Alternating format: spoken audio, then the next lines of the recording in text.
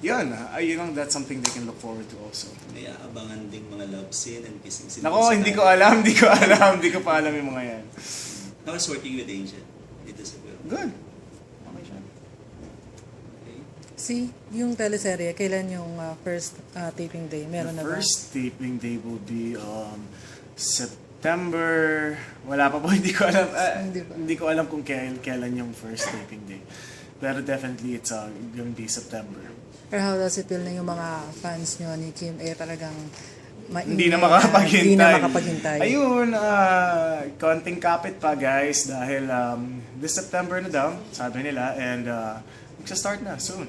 Sino yung pwedeng masabi mong pangalan na makakasama nyo and yung title? Or... It's gonna be directed by Direk May Cruz. And nung press con po namin, kasama po namin, yung nakita naman po nila, kasama po namin si Miss Shasha Padilla, si Miss Aiko Melendez. Gosh, hindi ko alam yung mga casting namin. Pero nung previous press con, yun nga, si Miss Shasha, Miss Aiko, sino pa ba? Yun pa lang po ang alam ko so far. Title? Ano yung magiging... Wala pa rin title. Wala pa rin. Kahit working Ay, title. meron. The Story of Us. Ang title po namin dito is The Story of Us. So, confirm na the story of Yes. Ano yung takbo ng stories? Mas comedy or parang medyo dramatic siya? I think there's gonna be a touch of comedy, syempre. But the story will be, magaganap po siya sa Palawan, sa El Nido. Then eventually po, doon po makikita yung mga characters namin. Doon makikita yung characters ko, yung character ni Kim, and kung paano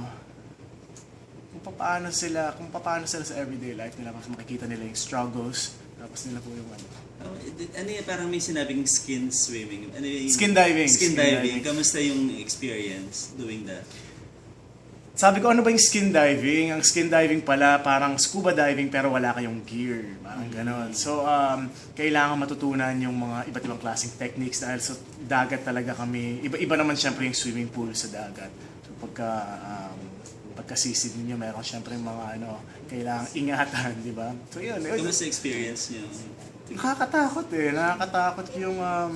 yung skin diving paano ko ba sisisid ng 20 feet na wala kang pero dapat practice kasi kung hindi mo siya ulit-ulitin, hindi naman mag-expand yung lungs mo, tapos hindi mo ma-hold yung breath mo ng certain amount of time. So, dapat talaga ulit-ulitin. Kayong pareho ni Kim ang gawa nun. Kamusta? Yes. Dahil magiging locals po kami dito ng El Nido, so dapat po marunong kami sumisid, marunong po kami mag-dive.